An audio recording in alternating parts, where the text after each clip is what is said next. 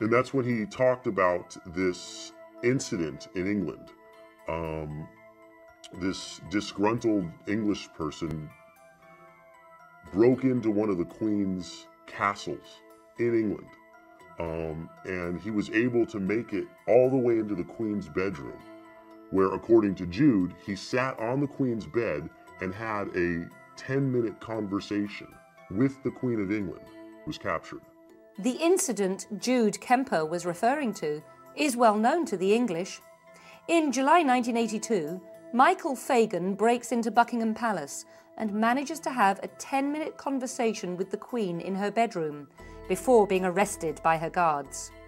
The daring stunt shocks the nation as authorities scramble to justify the breakdown in national security. So what does the Buckingham Palace break-in have to do with the ending to Jude Kemper's film? Because Jude was planning to do the same thing to Vice President Cheney. You mean to break into the Vice President's room and to have a conversation with him? Yes, but unlike the guy in England, Jude's idea was to wear this hidden internet camera and capture this entire conversation on tape. And then he was going to use it as the final scene in his documentary. So what was Jude Kemper planning to say to Dick Cheney? I don't know, I asked him, but he wouldn't say.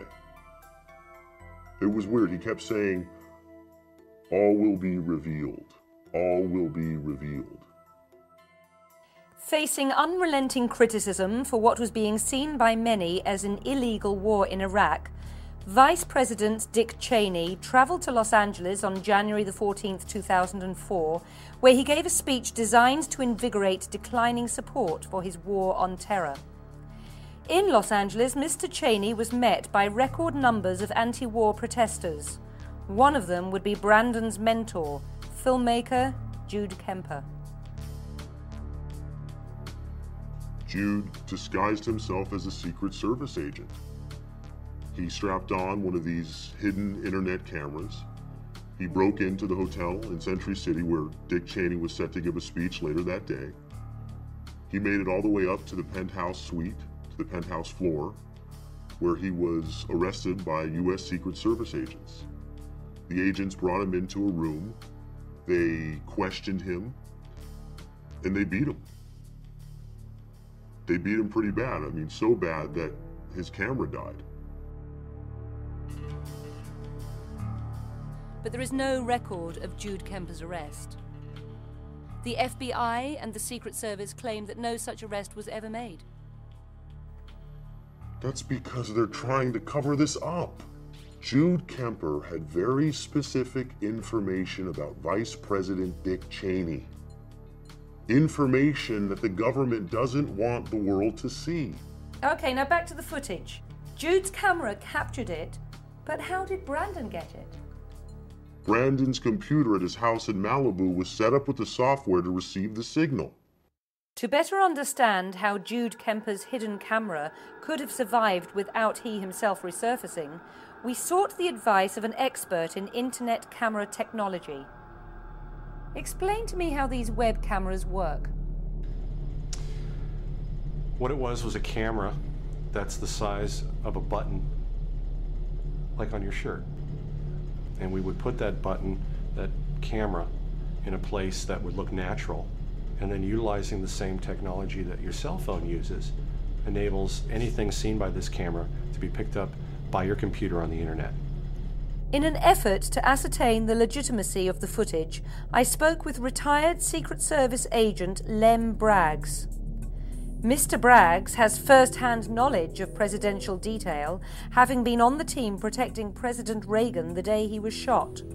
Mr. Braggs, in your opinion, is this footage real? There are several things we have to look at in an effort to verify the accuracy of this footage. First, the Situation Room. That does follow United States Secret Service protocol. After a suspect's arrested, he's detained on the premises while the Vice President's removed. And as far as I can tell, what I saw in that footage, that room, is accurate as far as in terms of equipment. There is something very curious about these images. Jude Kemper gains access to the hotel by what appears to be underground tunnels. What do you know about these tunnels? I'm reluctant to talk about the tunnels. There's a tunneling system underneath the Century Plaza Hotel. As a matter of fact, there are tunnels that crisscross the whole of the United States. For what purpose? The transportation and protection of dignitaries, politicians, presidents, vice presidents, chiefs of staff, diplomats. But even if Jude Kemper had knowledge of these tunnels, it wouldn't exactly be easy for him to access them, now would it? There's absolutely no way. The tunneling systems in our country are impossible to penetrate. They're as difficult to access as the Oval Office. So then you're saying that another Secret Service agent, perhaps a mole, let Jude Kemper pass? That'd be the only way.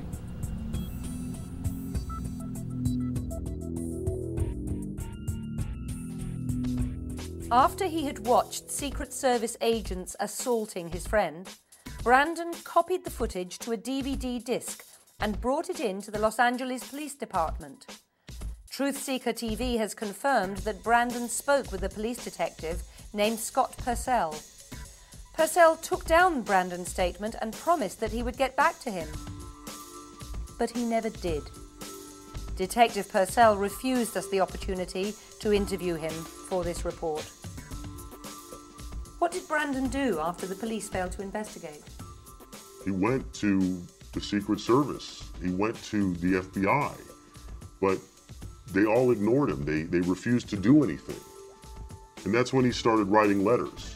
And he wrote a lot of letters. I mean, he wrote to Congress, he wrote to his senators. I think he even wrote a letter to the president. But nothing happened. Everyone was ignoring him. According to Mr. X, after weeks of trying to get both local authorities and the federal government to help him get justice for his friend, Brandon made a decision that would prove to be fatal.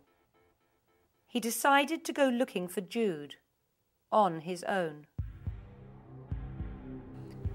So Brandon goes on his search for Jude, and he hires you to videotape him while he investigates.